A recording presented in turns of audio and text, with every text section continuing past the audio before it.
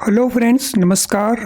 आप सभी को नमस्कार, सभी का वेलकम इस क्लास में। You all are welcome to this class. Friends, इस फ्री लाइव क्लास में जितने स्टूडेंट्स ऑलरेडी ज्वाइन कर चुके हैं वो क्विकली कंफर्म कर देंगे आपका ऑडियो वीडियो आपको एक्सेसिबल है। So all students who have already join this class, please confirm your audio video is okay. So chat box में कंफर्म कर दीजिए। I wait for your confirmation.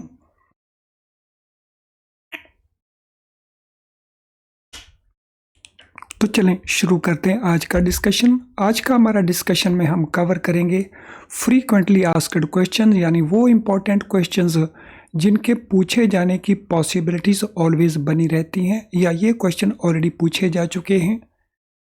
So PPB के इस मॉड्यूल ए में chapter number 2 के ये question है जिसमें हम AML से रिलेटेड यानी एंटी मनी लॉन्ड्रिंग और टेररिज्म फाइनेंसिंग से लेकर के ये एस्पेक्ट्स को डिस्कस करेंगे, जहाँ से लगातार क्वेश्चन पूछे गए हैं डिफरेंट एग्जाम्स के अंदर इन JIB।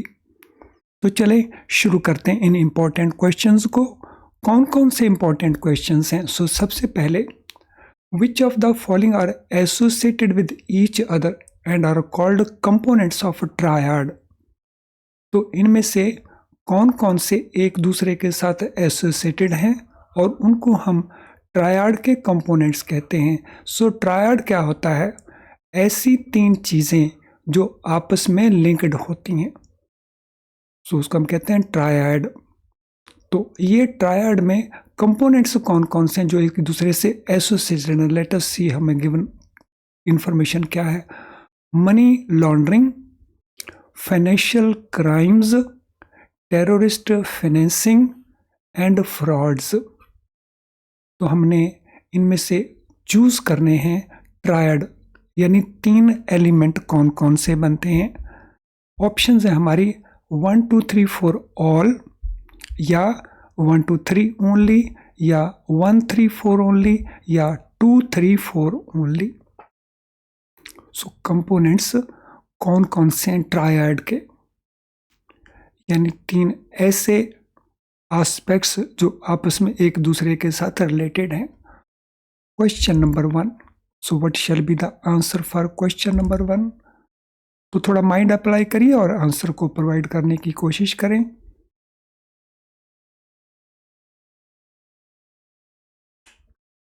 फ्रेंड्स, इस ट्रायड के अंदर देख लेते हैं क्या क्या इंक्लूडेड है।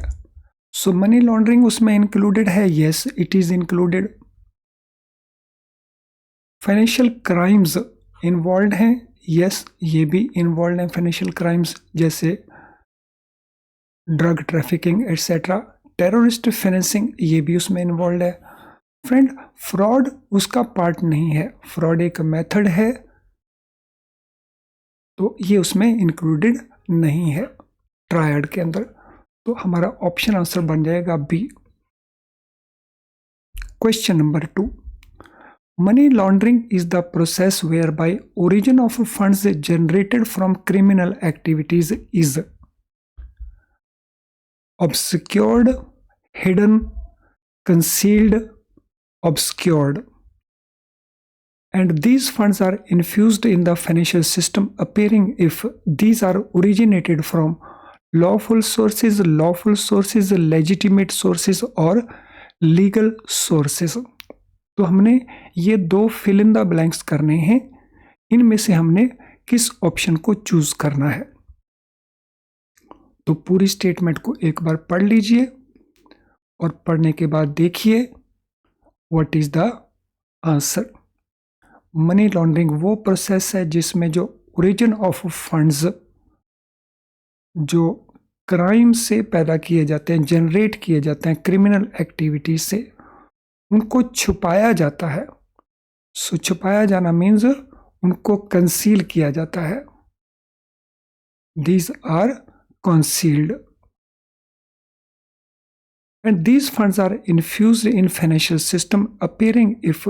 तो इनको फाइनेंशियल सिस्टम में इन्फ्यूज किया जाता है, डाल दिया जाता है, ताकि वो वहाँ पे नजर आए कि ये पैसा लीगल सोर्सेज यानी लेजिटिमेट सोर्सेज से अराइज हुआ है।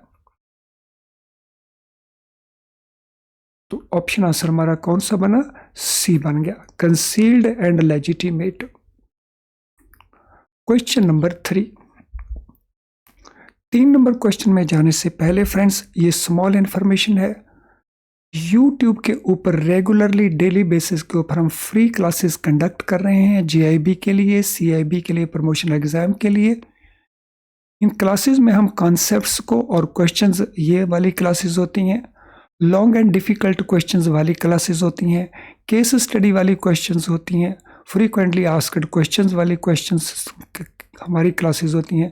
यानी इनका आप बेनिफिट ले सकते हैं। These are available freely and these are conducted on a daily basis for all papers of GIB, CIB. तो हमारे चैनल के ऊपर आप इनको वॉच कर सकते हो एवरी डे।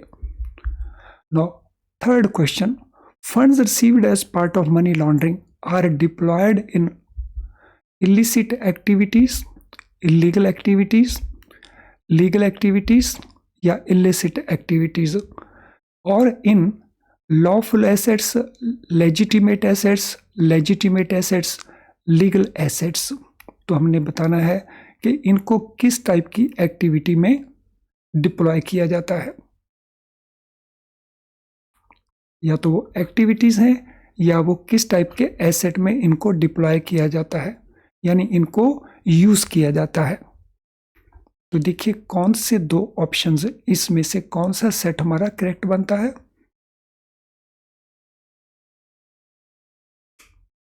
मोर एप्रोप्रिएट कौन सा है? इनको कहां डिप्लॉय किया जाता है? क्वेश्चन नंबर 3 क्या आंसर बनता है हमारा? इनको डिप्लॉय किया जाता है जो लीगल एक्टिविटीज़ हैं, लेजिटिमेट एक्टिविटीज़ हैं, या जो लीगल एसेट्स हैं, लेजिटिमेट एसेट्स हैं। तो यहाँ पे इलिसिट है वो गलत हो गया है, यहाँ पे इलीगल है वो भी गलत हो गया, यहाँ पे भी इलिसिट है वो गलत हो गया। तो ये हमारा ऑप्शन आंसर है। तो लीगल एक्टिविटीज़ हैं और लेजिटिमेट एसेट्स हैं। सो लेजिटिमेट मीन्स जो जेन्युइन लगते हैं, इलीगल नहीं लगते। सो ऑप्शन सी हमारा इसमें आंसर है। अगले क्वेश्चन के ऊपर चलते हैं। Financial crimes are closely connected with money laundering and include, जो फाइनेंशियल क्राइम्स हैं वो क्लोजली मनी लॉन्ड्रिंग के साथ एसोसिएटेड हैं, कनेक्टेड हैं, क्लोजली कनेक्टेड हैं वो। और उसमें इंक्लूड क्या है? करप्शन उसमें इंक्लूडेड है, ऐसा स्टेटमेंट में गिवन है। टैक्स इवेजन उसमें है, पॉन्जी स्कीम्स उसमें है। सो पॉन्जी स्कीम्स लोगों को बेवकूफ़ बनाने वाली स्कीम्स जो होती हैं तो वो हैं। तो ये स्टेटमेंट्स हैं। तो अब हमने ऑप्शन देखनी है, ऑल द 3 या ओनली 1 एंड 2 या ओनली 1 एंड 3 या ओनली 2 एंड 3। तो financial crimes are closely connected with money laundering, और फाइनेंशियल क्राइम्स में इनमें से कौन कौन से इंक्लूड होते हैं? तो ये हमने क्वेश्चन का आंसर देना क्वेश्चन नंबर 4 के लिए।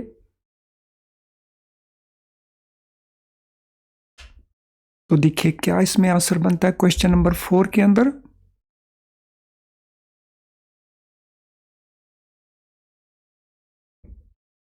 तो चलिए देखते हैं कौन कौन सी हैं।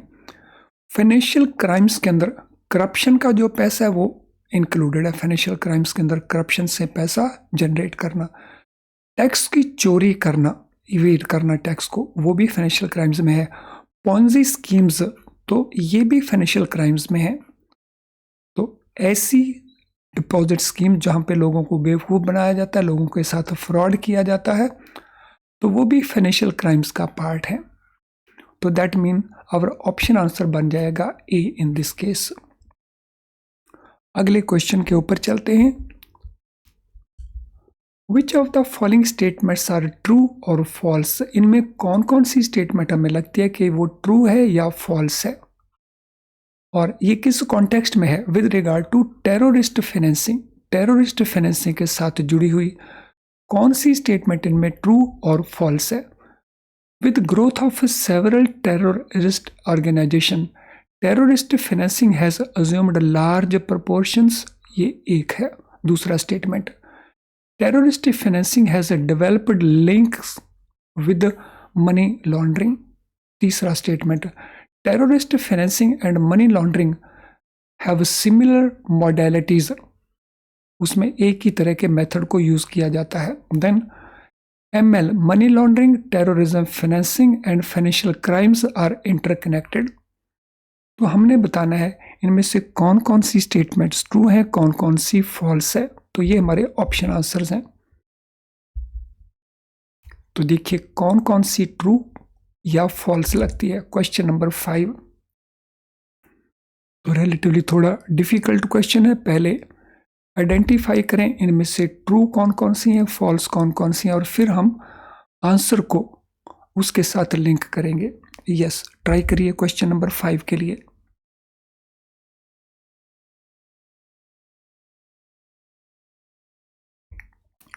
जब आप ट्राई करते हैं तो माइंड एप्लीकेशन होता है। माइंड एप्लीकेशन से आपकी इम्प्रूवमेंट होती है अंडरस्टैंडिंग की, फिर आप उसको देर तक याद रख सकते हैं और रिवीजन के समय तो वो बहुत काम आता है हमारे।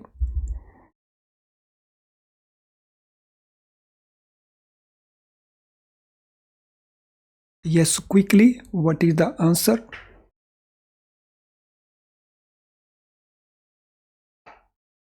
तो चलिए देख लेते हैं कौन कौन सी स्टेटमेंट्स इसमें ट्रू हैं, और ये सारी हमने देखनी है टेररिस्ट फाइनेंसिंग के कॉन्टेक्स्ट में। With growth of several terrorist organization, पूरी दुनिया में बहुत सारे टेररिस्ट ऑर्गेनाइजेशन हो चुके हैं। Terrorist financing has assumed large proportion, ये एक बहुत बड़ा इशू बन चुका है। तो yes, this is correct. Terrorist financing has developed linkage with money laundering, yes, ये भी सही है। सो मनी लॉन्ड्रिंग में जो मॉडलिटीज यूज की जाती हैं वो टेररिस्ट फाइनेंसिंग में भी यूज होती हैं। Terrorist financing and money laundering are similar modalities are used, ये भी करेक्ट है। तो दोनों के अंदर जो पैसा जनरेट किया जाता है एक ही तरह से उसको जनरेट किया जाता है। Money laundering, terrorist financing and financial crimes ये इंटरकनेक्टेड हैं। यस, ये उस ट्रायड का पार्ट है जिसकी बात हमने क्वेश्चन नंबर 1 के अंदर की थी। ये उस ट्रायड के 3 पार्ट्स हैं, तो ये इंटरकनेक्टेड हैं आपस में। तो मीन्स ये सारी स्टेटमेंट करेक्ट है, और इसको अगर देखते हैं तो फिर हमारा ये आंसर करेक्ट बन रहा है। ऑप्शन सी हमारा आंसर बनता है।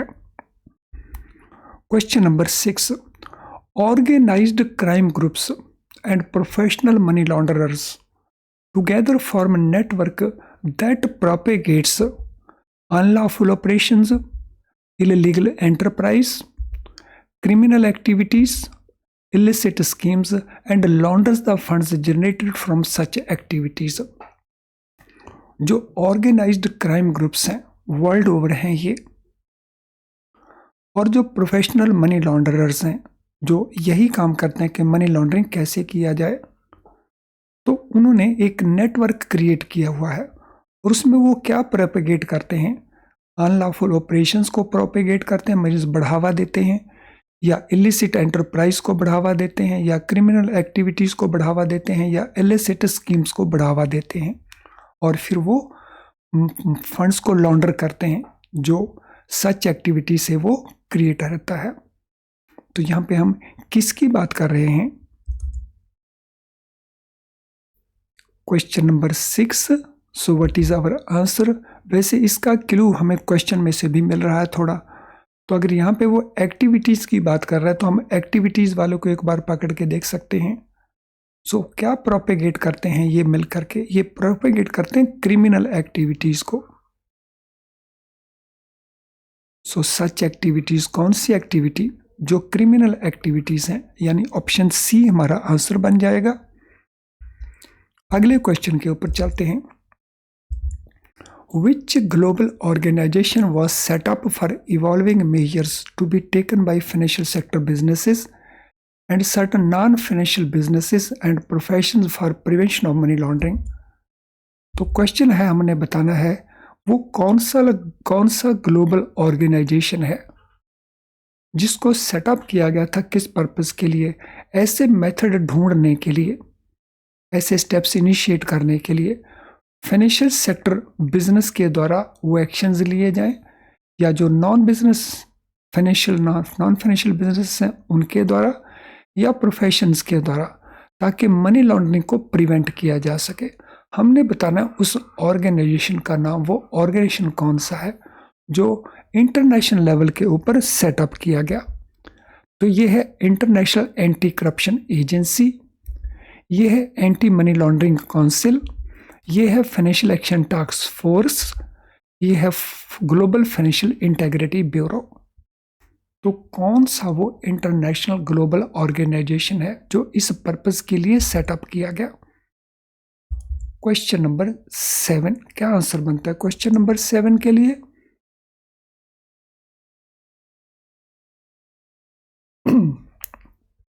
क्वेश्चन नंबर 7,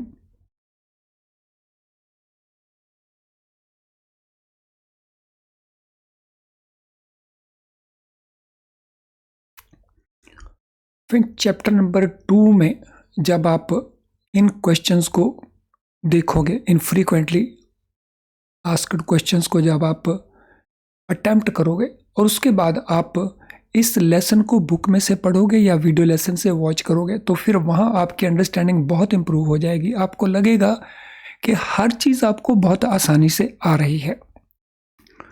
फ्रेंड, ये है FATF, financial action task force. So ये एक ग्लोबल संस्था है जो प्राइमरली सजेस्ट करती है कि फाइनेंशियल सेक्टर बिजनेसेस या नॉन फाइनेंशियल सेक्टर बिजनेस या प्रोफेशंस को मनी लॉन्ड्रिंग से बचने के लिए क्या क्या स्टेप्स लेने चाहिए। तो चलिए अब हम चलते हैं अगले क्वेश्चन के ऊपर। FATF, that is Financial Action Task Force, issued certain recommendations which serve as anti-money laundering and combating financing of terrorism। तो इन्होंने कुछ रिकमेंडेशंस दी FATF ने, और ये एंटी मनी लॉन्ड्रिंग को रिलेटेड है और कम्बैटिंग फाइनेंसिंग ऑफ टेररिज्म को है। तो इनको हम किस नाम से जानते हैं? तो they are known as FATF guidelines. इनको हम जानते हैं FATF प्रोटोकॉल्स या FATF स्टैंडर्ड्स 2012 या FATF डायरेक्टिव्स। तो इनको हम क्या कहते हैं, किस नाम से हैं ये recommendations? So what is the name of those recommendations? What is the title of those recommendations? Question number 8, क्या आंसर बनता है क्वेश्चन नंबर 8 के लिए? फ्रेंड्स, इन रिकमेंडेशंस को हम कहते हैं financial action task force standards, जो 2012 के अंदर बने, 2012 के अंदर इनको बनाया गया। Financial action task force standards 2012।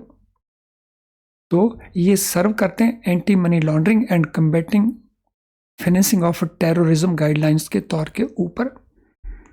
तो चलें अगले क्वेश्चन को देखते हैं, उसमें क्या लिखा है। Funds from criminal activities are generated outside financial system. जो क्रिमिनल एक्टिविटीज से फंड जनरेट किए जाते हैं वो फाइनेंशियल सिस्टम के बाहर हैं, but these are placed in it to give them legal form.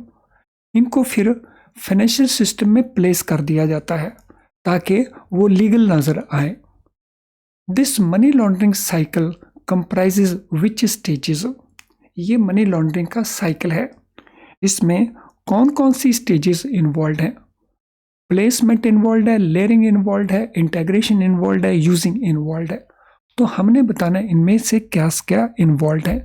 ये हमारे ऑप्शंस हैं 1 2 3 4 ऑल, या 1 2 3 ओनली, या 1 3 4 ओनली, या 2 3 4 ओनली। क्या क्या इसमें इन्वॉल्व है? सो ये आंसर हमने प्रोवाइड करना है क्वेश्चन नंबर 9 के लिए।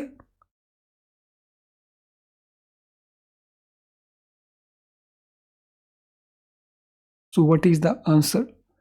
क्वेश्चन को केयरफुली रीड करें, ऑप्शन को केयरफुली देखें और फिर आंसर प्रोवाइड करें। चूज करें कौन सा आंसर हमारा, कौन सा ऑप्शन हमारा करेक्ट आंसर बनता है। Question number 9। तो चलिए देखते हैं इनमें से इस प्रोसेस में क्या क्या है, मनी लॉन्ड्रिंग के साइकिल में क्या क्या इन्वॉल्व है, कौन कौन सी स्टेजेस हैं। So placement, this is correct. Layering, this also is correct. Integration is also correct. Using, it is not correct. दो यूजिंग है वो टेररिस्ट फाइनेंसिंग का कंपोनेंट है, वो मनी लॉन्ड्रिंग का कंपोनेंट नहीं है। तो हमारा 1 2 3 ऑप्शन करेक्ट बना, means option B is the right answer.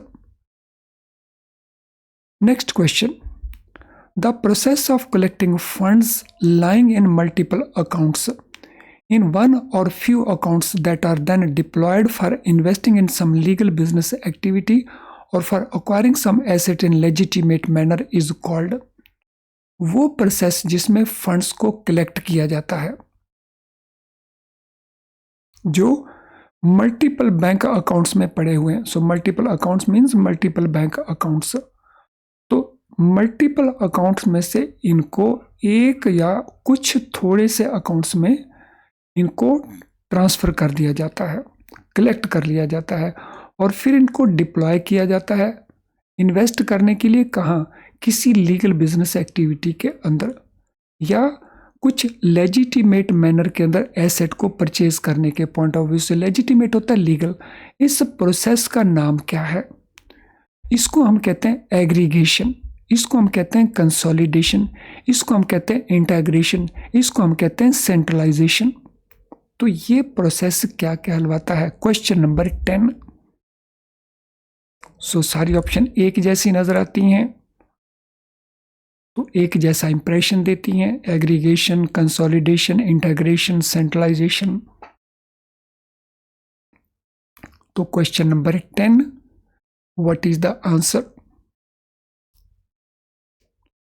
So ये प्रोसेस जो है मनी लॉन्ड्रिंग के जो 3 स्टेजेस हैं उसमें से एक पार्ट है और इसको हम कहते हैं इंटेग्रेट कर देना, यानी हमारा ऑप्शन आंसर बनेगा integration.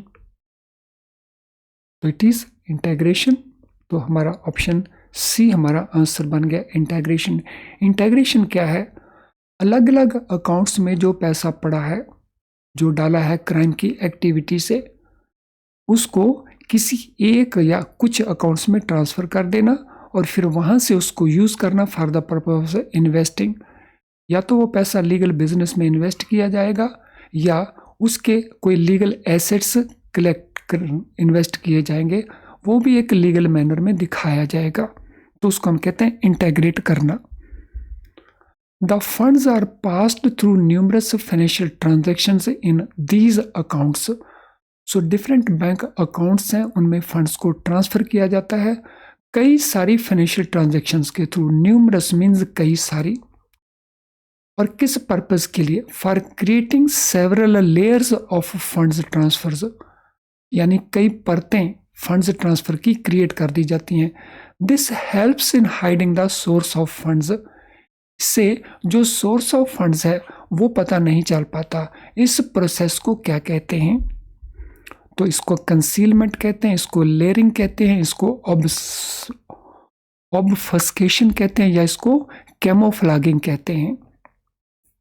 So what it is called? Question number 11।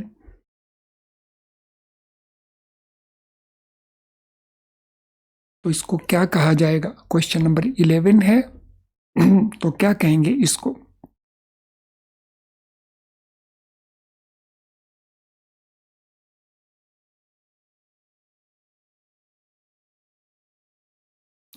इसका आंसर हमें क्वेश्चन के अंदर से ही मिल जाएगा।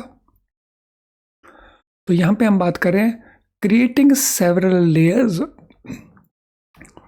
तो मनी लॉन्ड्रिंग की 3 स्टेजेस में हम इसको कहते हैं लेयरिंग प्रोसेस। सो लेयरिंग में क्या होता है? न्यूमरस फाइनेंशियल ट्रांजैक्शंस उनको कंडक्ट किया जाता है इन अकाउंट्स के अंदर और फिर उसके ऊपर कई परतें क्रिएट हो जाती हैं, यानी पता नहीं चल पाता कि फंड्स कहाँ से आए थे। तो इस प्रोसेस को हम कहते हैं लेयरिंग का process. The funds from criminal activities are introduced into financial system. Typically this is done through deposit in multiple bank accounts. जो क्रिमिनल एक्टिविटीज का पैसा है वो फाइनेंशियल सिस्टम में इंक्लूड किया जाता है, इंट्रोड्यूस किया जाता है। और ये कैसे किया जाता है? मल्टीपल बैंक अकाउंट में इस पैसे को डिपॉजिट करवा के। तो मनी लॉन्ड्रिंग में हम इस प्रोसेस को क्या कहते हैं? इम्प्लांटेशन, इंस्टॉलेशन, प्लेसमेंट और इनफिल्ट्रेशन। तो क्या कहते हैं मनी लॉन्ड्रिंग के अंदर हम इसको? Yes, what it is known in money laundering. Money laundering में हम इसको क्या कहते हैं? अब ये बहुत डिफिकल्ट नहीं रहा, अगर आप लिंक कर लेंगे प्रीवियस 2 क्वेश्चंस के साथ तो फिर आप क्विकली इसको आंसर दे पाएंगे। क्रिमिनल एक्टिविटी से जनरेट किया हुआ पैसा फाइनेंशियल सिस्टम में डाल दिया जाता है और वो भी मल्टीपल बैंक अकाउंट्स ओपन करके। इस प्रोसेस को मनी लॉन्ड्रिंग में हम क्या कहते हैं? इसको हम कहते हैं प्लेसमेंट। तो मनी लॉन्ड्रिंग में 3 स्टेजेस हैं। तो 3 स्टेजेस में सबसे पहले कौन सी स्टेज है? अगर हम इसको सीक्वेंस में देखें तो सबसे पहला है प्लेसमेंट का, और उसके बाद है इंटीग्रेशन का, और थर्ड केस में हमारे पास है, सो व्हाट इज थर्ड स्टेज?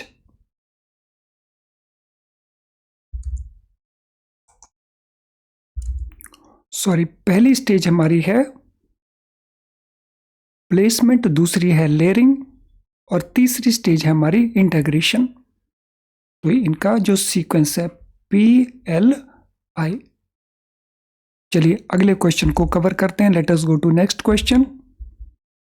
अगले क्वेश्चन में जाने से पहले this is important information for you friends. Free live class जो इस समय आप YouTube के ऊपर वॉच कर रहे हैं, is it enough to pass the exam? ये क्वेश्चन अक्सर बहुत सारे स्टूडेंट्स पूछते हैं और इसका आंसर है no, it is not enough. लेकिन ये बहुत यूज़फुल है आपके स्कोर को इम्प्रूव करने के लिए, मार्क्स को इम्प्रूव करने के लिए, इंक्रीज करने के लिए ये क्लास बहुत यूज़फुल है। सो इसको मिस नहीं करना है। लेकिन पास होने के लिए आपको साथ में फुल सिलेबस को कवर करना चाहिए, और फुल सिलेबस को अगर आप कवर कर रहे हैं IIBF की बुक्स को यूज़ करके, तो उनकी जो लिमिटेशन है वो भी हमें पता होनी चाहिए। तो क्या क्या लिमिटेशन है? पहली, इन बुक्स में जो कुछ लिखा गया है, जैसे लिखा गया, उसको आपको डिफ़िकल्ट लगता है अंडरस्टैंड करने में, इसीलिए आप उसको बार बार पढ़ते हैं, फिर भूल जाते हैं, फिर पढ़ते हैं। As a result you have to spend a lot of time, और इन दोनों के चलते आप पूरे सिलेबस को कवर नहीं कर पाते। और क्या क्या लिमिटेशंस हैं?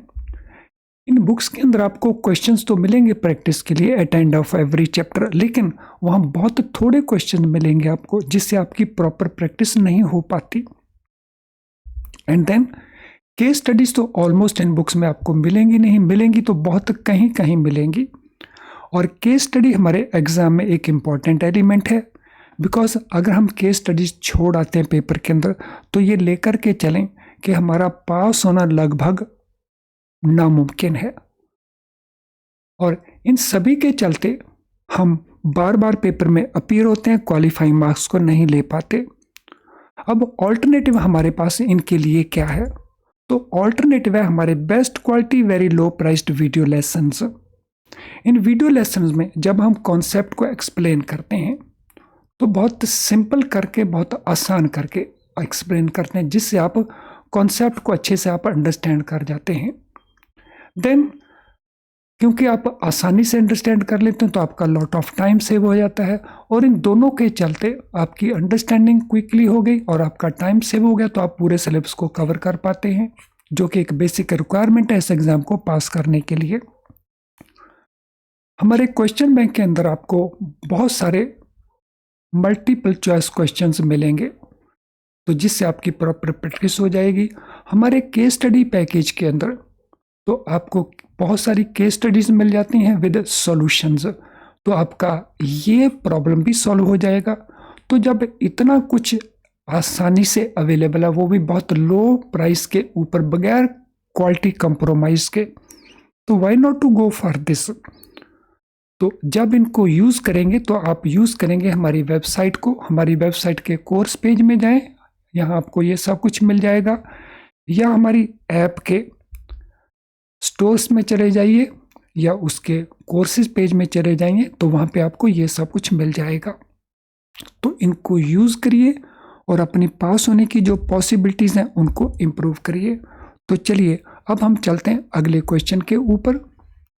There are numerous terrorist outfits in the world. पूरी दुनिया के अंदर जो टेररिस्ट आउटफिट्स हैं वो बहुत ज़्यादा हैं।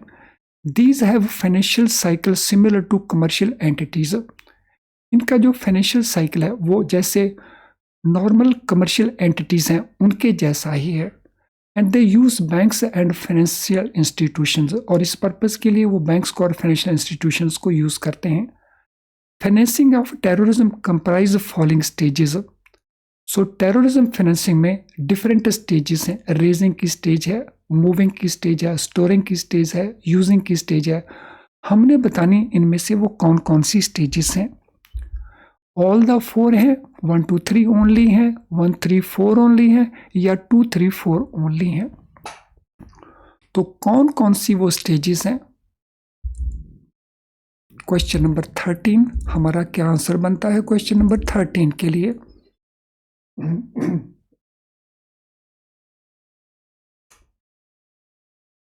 Question number 13, what is the answer?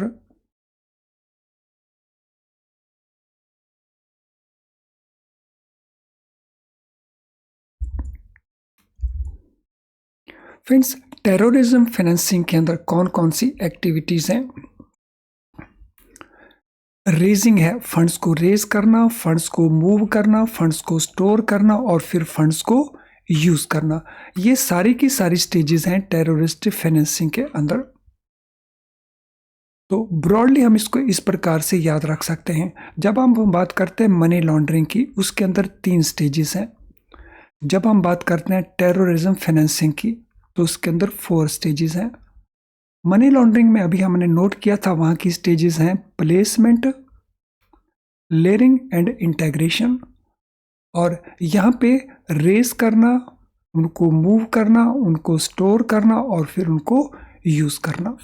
ये स्टेजेस है। चलिए अगले क्वेश्चन के ऊपर चलते हैं। Contributors to terrorism organization can be located anywhere, not only in their home country but across the world. जो टेररिज्म ऑर्गेनाइजेशन को पैसा कंट्रीब्यूट करते हैं, हेल्प कंट्रीब्यूट करते हैं, तो वो कहीं भी दुनिया में लोकेटेड हो सकते हैं। ये ज़रूरी नहीं कि उन टेररिस्ट ऑर्गेनाइजेशन के होम कंट्रीज में वो हों। These funds are therefore required to be shifted to places of their establishment of that organization. ये जो फंड्स हैं कंट्रीब्यूशन से आते हैं, तो ज़रूरत पड़ती है इनको शिफ्ट किया जाता है जहां टेररिस्ट ऑर्गेनाइजेशन इस्टेब्लिश्ड हैं। So this process of organization terrorist financing is called. So terrorist financing में ये जो प्रोसेस है इसको हम क्या कहते हैं। इसको रीलोकेशन कहते हैं, इसको ट्रांसफरेंस कहते हैं, इसको शिफ्टिंग कहते हैं, इसको मूविंग कहते हैं। So what it is called, क्या कहा जाता है इसको।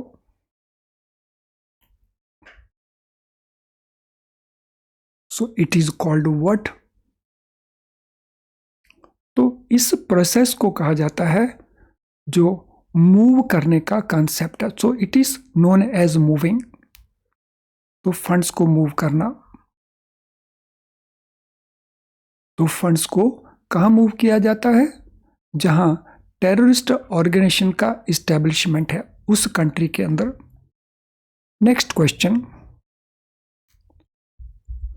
What stage in terrorism financing involves parking funds in bank accounts और फाइनेंशियल इन्वेस्टमेंट टेम्पररली।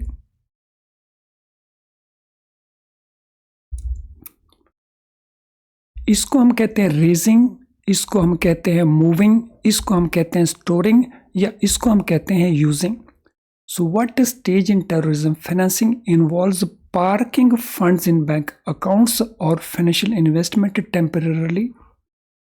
तो कौन सी वो एक्टिविटी है जिसमें बैंक अकाउंट में पैसा डाल दिया जाता है या फाइनेंशियल इन्वेस्टमेंट कर दी जाती हैं ऑन ए टेम्पररी बेसिस। तो उसको हम रेजिंग कहते हैं, मूविंग कहते हैं, स्टोरिंग कहते हैं या यूजिंग कहते हैं। What it is called. Question number 15 क्या आंसर बनता है। तो ये इनमें से कौन सी एक्टिविटी है। सो इस एक्टिविटी को हम कहते हैं स्टोरिंग करना, पैसे को स्टोर करना। Question number 16, which stage of terrorism financing involves utilizing raised funds for terrorist acts और ऑर्गेनाइजेशन एक्टिविटीज। इनमें कौन सी वो स्टेज है जिसमें एक्चुअली पैसे को जो रेज किया गया उसको यूज किया जाता है टेररिस्ट एक्ट्स के लिए और ऑर्गेनाइजेशन एक्टिविटीज के लिए? तो इसका तो आंसर हमें क्वेश्चन के अंदर ही अवेलेबल है। तो इस फंड्स को यूटिलाइज करने की एक्टिविटी को हम क्या कहते हैं? तो इसको हम कहते हैं यूज करना। तो ऑप्शन डी इसमें हमारा आंसर बन जाएगा। Question number 17, what is the term for the stage where terrorist organisation clandestinely channel funds from sympathisers and income generating activities? तो कौन सी टर्म हम यूज करते हैं उस स्टेज के लिए जहां टेररिस्ट ऑर्गेनाइजेशन क्लैंडेस्टिनली चैनल करते हैं फंड्स को सिंपैथाइजर्स से एंड इनकम जनरेटिंग एक्टिविटी से? तो उस पार्ट को हम क्या कहते हैं? रेजिंग, मूविंग, स्टोरिंग या यूजिंग? तो this stage is known as जहां टेररिस्ट ऑर्गेनाइजेशन इलीगल तरीके से फंड से चैनल करते हैं सिंपैथाइजर से और इनकम जनरेटिंग एक्टिविटी से। सो टेररिज्म फाइनेंसिंग में हम इसको क्या कहते हैं? टेररिज्म फाइनेंसिंग में हम इसको कहते हैं फंड्स को रेज करना। तो this is known as raising. तो रेजिंग हमारा सबसे पहला स्टेज हो गया, फंड्स को रेज करना डिफरेंट सोर्सेस से, फिर उन फंड्स को स्टोर कर देना, ये हमारी सेकंड सिचुएशन आ गई। फिर उनको मूव कर देना जहां टेररिस्ट ऑर्गेनाइजेशन के हेडक्वार्टर्स हैं उन लोकेशंस के ऊपर, और फिर फाइनली उनको यूज करना। तो ये जो 4 स्टेजेस हैं तो ये इनके मुताबिक इनका सीक्वेंस है। चलिए अगले क्वेश्चन के ऊपर चलते हैं। Main objective of measures for prevention of money laundering are? Money laundering को प्रिवेंट करने के लिए जो मेन ऑब्जेक्टिव्स हैं उसके मेजर जो हम लेते हैं उनके मेन ऑब्जेक्टिव्स क्या हैं?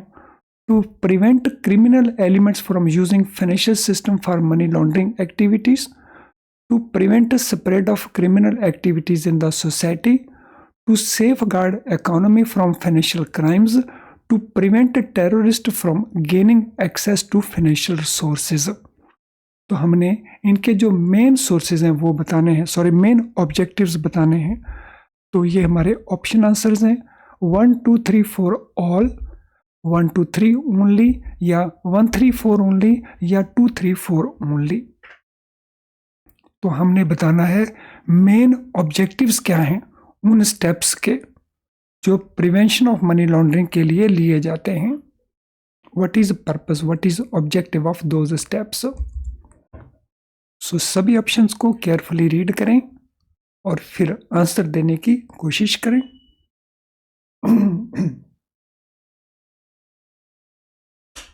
So what shall be the answer? Main objectives क्या क्या हैं? सो मेन ऑब्जेक्टिव्स को देख लेते हैं क्या क्या है। To prevent criminal elements from using financial system for money laundering purpose, yes ये तो मेन ऑब्जेक्टिव है ही। To prevent spread of criminal activities in the society, क्योंकि इस फंडिंग के द्वारा क्रिमिनल एक्टिविटीज स्प्रेड की जाती हैं, तो ये भी इसका पर्पस बन गया। To safeguard economy from financial crimes, yes ये भी उसका, जैसे टैक्स इवेजन है, जैसे भ्रष्टाचार है, उनसे बचाने के। To prevent terrorist from gaining access to financial resources, so terrorist को पैसा ना मिले तो फाइनेंशियल रिसोर्सेज उनको अवेलेबल ना हो, तो ये भी उसका एक ऑब्जेक्टिव है, यानी हमारा ऑप्शन आंसर बन जाएगा ए। Prevention of Money Laundering Act 2002 PMLA was enacted in India based on recommendations of from which entity? जो PML एक्ट एनेक्ट किया गया इंडिया के अंदर 2002 के अंदर, उसके पीछे किस एंटिटी की रिकमेंडेशंस थी? तो ये यूनाइटेड नेशंस की रिकमेंडेशंस थी, ये FATF की रिकमेंडेशन थी, ये वर्ल्ड बैंक की रिकमेंडेशन थी, या IMF की रिकमेंडेशंस थी? IMF international monetary fund, FATF financial action task force. तो इनमें से किसकी ये रिकमेंडेशंस थी कि इंडिया में पीएमएल एक्ट को एनेक्ट किया गया, बनाया गया? Question number 19। So what is answer for question number 19? क्या आंसर बनता है क्वेश्चन नंबर 19 के लिए? तो किसकी वो रिकमेंडेशंस थी? वो रिकमेंडेशंस थी FATF की, फाइनेंशियल एक्शन टास्क फोर्स की। और ये स्पेसिफिकली इंडिया के लिए नहीं थी, ये रिकमेंडेशंस पूरे वर्ल्ड के लिए थी, सभी कंट्रीज के लिए थी। What are entities in the financial sector and designated business in the non-financial sector called under PML Act? PML Act में उन फाइनेंशियल सेक्टर एंटिटीज को या उन डेजिग्नेटेड बिजनेसेस को जो नॉन फाइनेंशियल सेक्टर में काम कर रहे हैं उनको हम क्या कहते हैं? उन एंटिटीज को हम क्या कहते हैं जो फाइनेंशियल सेक्टर में भी हैं, जो नॉन फाइनेंशियल सेक्टर में भी हैं? तो पीएमएल एक्ट में हम उनको क्या कहते हैं? उनको हम कहते हैं मॉनिटरिंग एंटिटीज, उनको हम कहते हैं रेगुलेटेड एंटिटीज, उनको हम कहते हैं रिपोर्टिंग एंटिटीज, उनको हम कहते हैं सुपरवाइज्ड एंटिटीज। तो क्या कहा जाता है उन एंटिटीज को? Monitoring entities, regulated entities, reporting entities या supervised entities, what they are known as. PML act के अंदर उनको हम किस नाम से पुकारते हैं? तो they are known as reporting entities. So जैसे बैंक्स हैं, इंश्योरेंस कंपनीज हैं, हाउसिंग फाइनेंस कंपनीज हैं, नॉन बैंक फाइनेंस कंपनीज हैं एंड सो ऑन। तो they are known as reporting entities under PML act. Question number 21। Which institution is responsible for receiving information about a financial transaction under PML Act?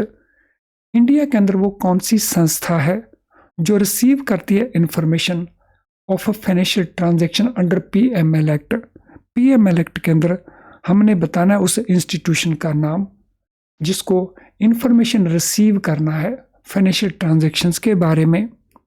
तो ये है financial investigation unit India, तो ये है financial intelligence agency India, ये है financial intelligence unit India, ये है financial crimes investigation India.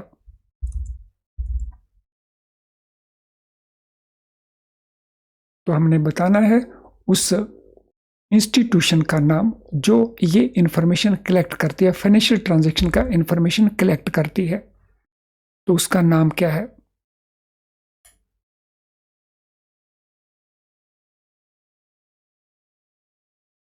So what is name of that agency? What is name of that institution? Question number 21 का answer क्या बनता है? So this is known as Financial Intelligence Unit India, FIU India। लेकिन FIU के लिए financial investigation नहीं, it is the financial intelligence unit of India. तो option C इसमें हमारा आंसर बनता है। Now let us go to next question.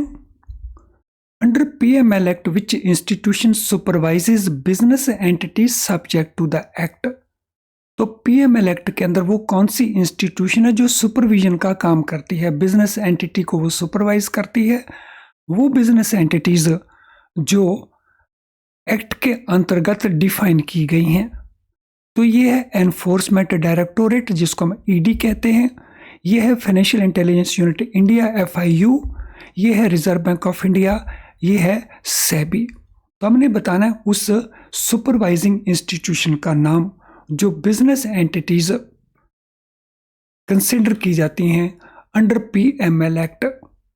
तो वो संस्था कौन सी है, वो रेगुलेटर कौन सा है, वो सुपरवाइजर कौन सा है? तो which institution supervises business entities which are subject to PML act? Question number 22 क्या आंसर बनता है क्वेश्चन नंबर 22 के लिए? सो देखिए कौन सा बनता है। एक बार मैं फिर से कहना चाहूंगा, ये क्वेश्चन जब आप कर लें तो उसके बाद इस चैप्टर को एक बार फिर से देखना और फिर आपको पता चल जाएगा, क्विकली अंडरस्टैंड कर जाएंगे पूरे के पूरे टेक्स्ट को आसानी से। तो फ्रेंड्स ये जो इंस्टीट्यूशन है सुपरवाइज करती है, ये भी फाइनेंशियल इंटेलिजेंस यूनिट इंडिया है, यानी FIU India.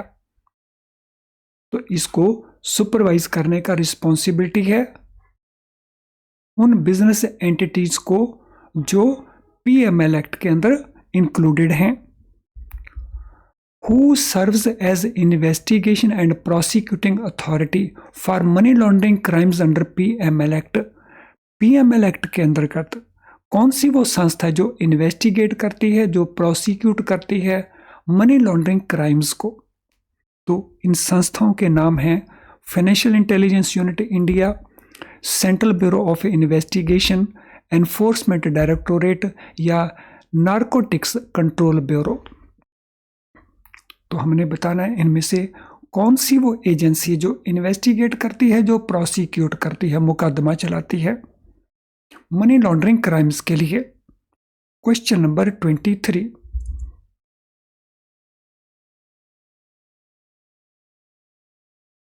What is answer to question number 23? देखिए क्या आंसर बनता है इस क्वेश्चन के लिए।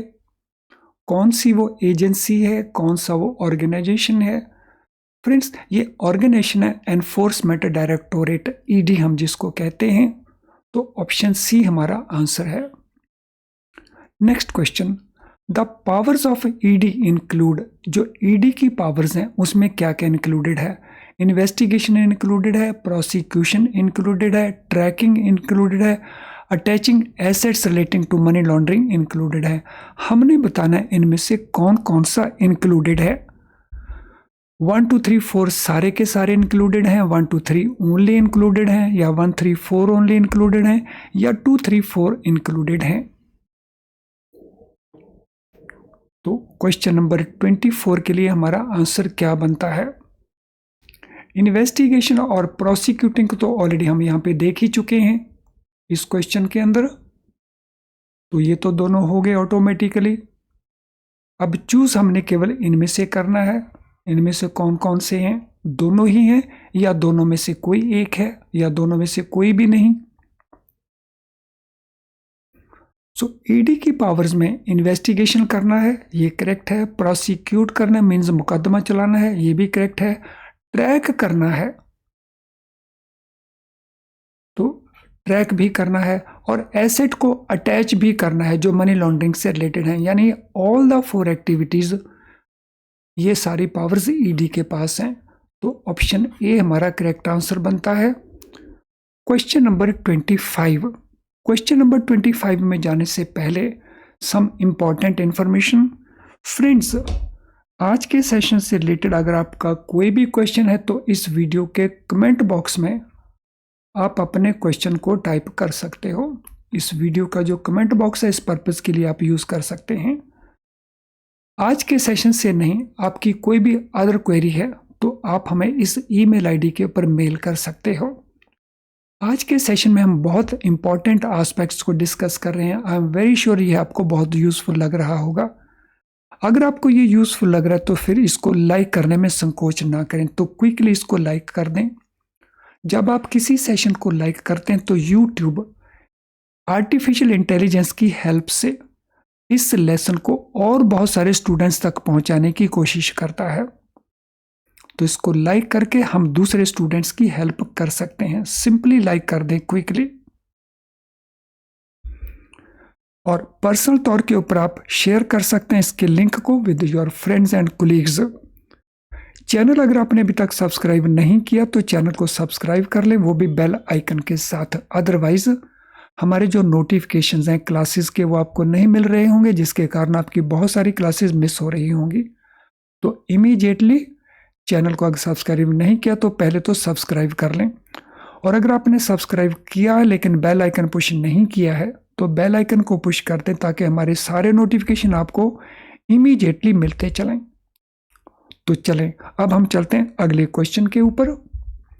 What type of courts are established for adjudicating money laundering cases under PML Act? PML act के अंतर्गत किस टाइप के वो कोर्ट्स हैं जिनको इस्टेब्लिश किया गया है मनी लॉन्ड्रिंग को एडजुडिकेट करने के लिए, यानी मनी लॉन्ड्रिंग के ऊपर फैसला लेने के लिए। वो कौन से कोर्ट्स हैं? वो कोर्ट्स हैं रेगुलर कोड्स, वो कोड्स हैं फाइनेंशियल कोड्स, वो कोड्स हैं स्पेशल कोड्स, वो कोड्स हैं हाई कोड्स। सो मनी लॉन्ड्रिंग की जो एक्टिविटीज़ हैं, मनी लॉन्ड्रिंग के जो केसेस हैं, उनको डिसाइड करने के लिए, उनको एडजुडिकेट करने के लिए कौन से कोड्स को इस्टेब्लिश किया गया। Question number 25। So question number 25 के लिए क्या आंसर हमारा बनता है? रेगुलर कोड्स हैं, फाइनेंशियल कोड्स हैं, स्पेशल कोड्स हैं या हाई कोड्स हैं। तो कौन सी कोड इस्टेब्लिश की गई स्पेसिफिकली अंडर पीएमएल एक्ट की जो मनी लॉन्ड्रिंग के केसेस हैं उनको एडजुडिकेट करने के लिए? फ्रेंड्स, ये कोड्स हैं स्पेशल कोड्स। तो पीएमएल एक्ट के अंतर्गत ये स्पेशल कोड्स हैं, जो केवल यही काम करती हैं, जो मनी लॉन्ड्रिंग से रिलेटेड इश्यूज हैं वो उनको एडजुडिकेट करते हैं, उनके ऊपर वो डिसीजन लेती हैं। The offence of money laundering has been defined in section 3 of PML act. जो मनी लॉन्ड्रिंग का ऑफेंस है, क्या होता है मनी लॉन्ड्रिंग का ऑफेंस, इसका डेफिनेशन हमें मिलेगा सेक्शन 3 पीएमएल एक्ट के अंतर्गत। और ये कैसे डिफाइन करता है? ये डिफाइन करता है whosoever directly or indirectly attempts to indulge or knowingly assist or knowingly is a party or is actually involved in any process activity connected with the proceeds of legal transactions or tainted property or crime or crime. So proceeds of इनमें से कोई एक, including its concealment, possession, acquisition और use and projecting और claiming it to be as tainted property, crime property, untainted property या clean property shall be guilty of offence of money laundering. तो क्या कहता है ये डेफिनेशन? कोई भी पर्सन जो सीधे तौर पे, डायरेक्टली या इनडायरेक्ट वे में वो अटेम्प्ट करता है उसमें इन्वॉल्व होने की, या जानबूझ करके हेल्प करता है, या जानबूझ के वो पार्टी है उस ट्रांजैक्शन के लिए, या वो एक्चुअली इन्वॉल्व है उस प्रोसेस के अंदर, उस एक्टिविटी के अंदर जो किसके साथ कनेक्टेड है? प्रोसीड्स ऑफ, इंक्लूडिंग कंसीलमेंट, उसको छुपाने में, उसको रखने में, उसको अक्वायर करने में, उसको यूज़ करने में, या उसको प्रोजेक्ट करने में या क्लेम करने में कि ये किस प्रकार की प्रॉपर्टी है, तो उसको गिल्टी माना जाएगा मनी लॉन्ड्रिंग के ऑफेंस के लिए। तो हमने ये 2 फिल इन द ब्लैंक्स देखने हैं, कौन कौन से फिल इन द ब्लैंक्स करने हैं इन 4 सेट्स में से। तो देखिए कौन सा सेट हमारा यहाँ पे अप्रोप्रिएट बनता है क्वेश्चन नंबर 26 के अंदर।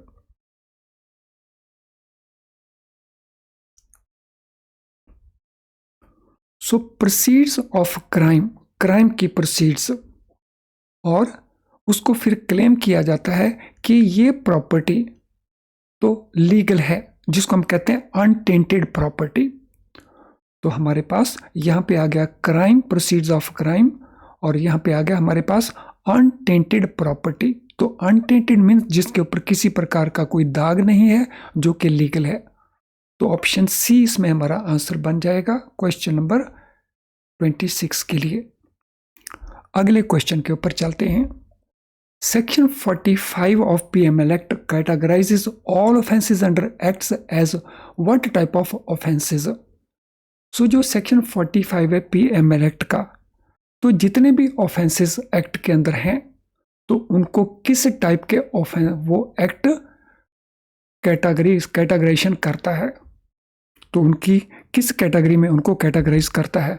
सिविल ऑफेंसेस हैं, बेलेबल हैं, कॉग्निजेबल ऑफेंसेस हैं, बेलेबल हैं, नॉन कॉग्निजेबल ऑफेंसेस हैं, नॉन बेलेबल हैं, कॉग्निजेबल ऑफेंसेस हैं, नॉन अवेलेबल हैं।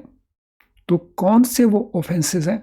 तो यहाँ पे हमारे पास बी और डी तो एक ही ऑप्शन है, नो वो अलग हैं, सॉरी, ये बेलेबल हैं, ये नॉन अवेलेबल हैं। तो इनमें से जो पीएमएल एक्ट के ऑफेंसेस हैं सेक्शन 45 के मुताबिक वो इनमें से कौन से हैं? सिविल हैं, बेलेबल हैं, कॉग्निजेबल हैं, बेलेबल हैं, नॉन कॉग्निजेबल हैं, नॉन बेलेबल हैं, कॉग्निजेबल हैं, नॉन बेलेबल हैं। तो ये ऑफेंसेस इनमें किस कैटेगरी में आते हैं? ये ऑफेंसेस कॉग्निजेबल हैं और नॉन बेलेबल हैं, यानी इनके ऊपर मुकदमा दायर हो सकता है इनके कारण, उनको हम कहते हैं कॉग्निजेबल। तो कोर्ट इनको कंसिडर करता है। और ये नॉन बेलेबल हैं, इनके लिए बेल अवेलेबल नहीं है। So option D is the answer. According to section 4 PML act, what is the punishment for money laundering offence? Money laundering offence के लिए पनिशमेंट क्या है according to section 4 of PML act? तो देखें हमारे options क्या क्या है। Fine only, 5 year imprisonment, 3 years imprisonment, 7 year imprisonment, life imprisonment.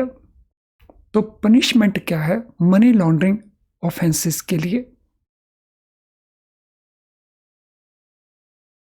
According to section 4 of PML act, what is the punishment for money laundering?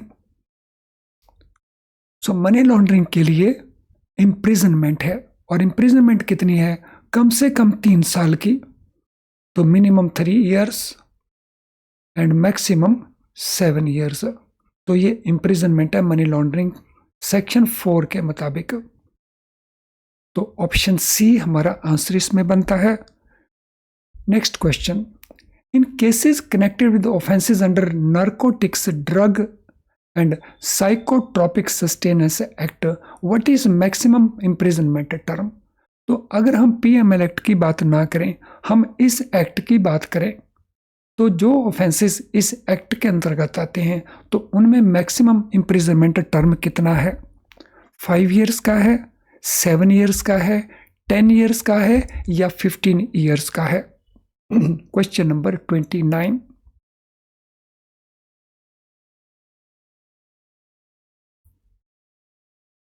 क्या answer बनता है हमारा क्वेश्चन नंबर 29 का?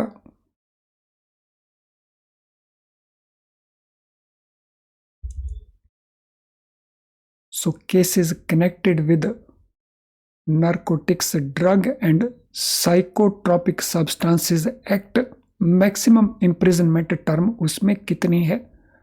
5 साल है, 7 साल है, 10 साल है, या 15 साल है? दिस टर्म इज 10 years, 10 साल का ये टर्म है। जब हम बात करते हैं PML एक्ट की, तो वहां से 3 से 7 साल का टर्म है, लेकिन जब हम बात करते हैं इस एक्ट की, तो इसमें प्रोविजन है 10 years का।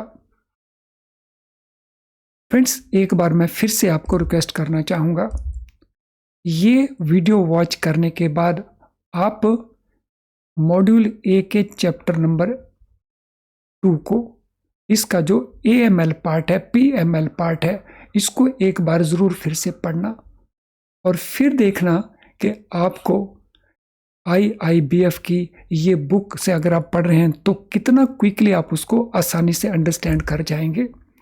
क्योंकि अब बहुत सारे फंडास आपके इस लेसन के थ्रू क्लैरिफाई हो चुके हैं, क्लियर हो चुके हैं आपके फंडास।